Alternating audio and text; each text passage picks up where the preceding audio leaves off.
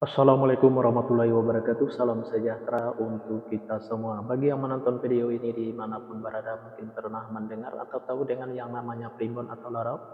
Kalau pernah mendengar atau tahu dengan yang namanya primbon atau larau ini, apakah penonton tahu apa arti dan maksud atau tujuan dari primbon atau larau ini? Arti dan maksud atau tujuan dari primbon atau larau ini adalah memberitahu permasalahan yang ada di dalam rumah tangga pasangan suami istri. Salah satu di antaranya saya akan memberitahu bagaimana cara menghadapi atau mengatasi permasalahan yang ada di dalam rumah tangga pasangan suami istri kalau nama awal suaminya W dan kalau nama awal istrinya T. Dan saya juga akan memberitahu bagaimana karakter atau sifat anak pasangan suami istri kalau nama awal suaminya W dan kalau nama awal istrinya T ini.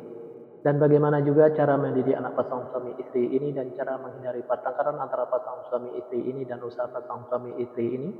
Nah, tonton video ini sampai selesai.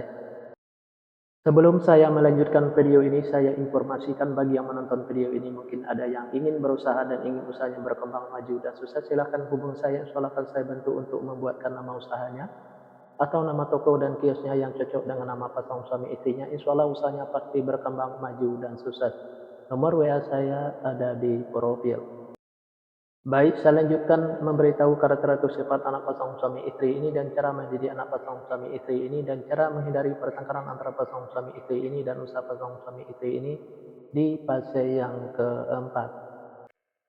Di fase yang keempat ini pasangan suami istri ini kalau punya anak-anak pasangan suami istri ini anaknya laki-laki. Kalau seandainya anaknya perempuan, anaknya pemberani, pintar dan cerdas. Karakter atau sifat anak pasangan suami istri ini seperti pemimpin baik anaknya perempuan atau laki-laki. Mendidik anak pasangan suami istri ini tak perlu marah-marah apalagi sampai naik darah. Cukup dengan logika dan masuk akal saja, insya Allah apa yang disampaikan anaknya akan menerima baik anaknya perempuan atau laki-laki. Pasangan suami istri ini penuh dengan tantangan. Kenapa saya bilang pasangan suami istri ini penuh dengan tantangan? Karena pasangan suami istri ini apa yang diusahakan selalu susah untuk berkembang maju dan sukses, dan apa yang direncanakan selalu susah untuk terlaksana, dan apa yang dicita-citakan selalu susah untuk tercapai. Untuk menghadapi tantangan pasangan suami istri ini cukup dengan sabar dan jangan patah semangat. Fase yang kelima, pasangan suami istri ini kalau punya anak-anak pasangan suami istri ini anaknya perempuan. Kalau seandainya anaknya laki-laki, anaknya gampang tersinggung, sensitif, dan manja. Karakter atau sifat anak pasangan suami istri ini penyantun dan penyayang baik anaknya laki-laki atau perempuan. Mendidik anak pasangan suami istri ini tak perlu marah-marah apalagi sampai naik darah. Cukup dengan dimanjakan saja. Tapi jangan terlalu dimanjakan. Insya Allah apa yang disampaikan anaknya akan menerima baik anaknya laki-laki atau perempuan. Pasangan suami istri ini egonya tinggi baik ego suaminya maupun ego istrinya. Untuk menghindari pertengkaran antara pasangan suami istri ini, turunin egonya baik ego suaminya maupun ego istrinya. Usaha pasangan suami istri ini saya ibaratkan seperti rumah di pinggir kali. Kenapa saya ibaratkan seperti rumah di pinggir kali? Karena yang namanya rumah di pinggir kali kalau hujan selalu kebanjiran, apalagi hujannya gede dan banyak itu lebih banjir lagi rumahnya. Nah, begitu juga pasangan suami istri ini. Kalaulah pasangan suami istri ini berusaha selalu kebanjiran hasil, apalagi usahanya gede dan banyak itu lebih banjir lagi hasilnya.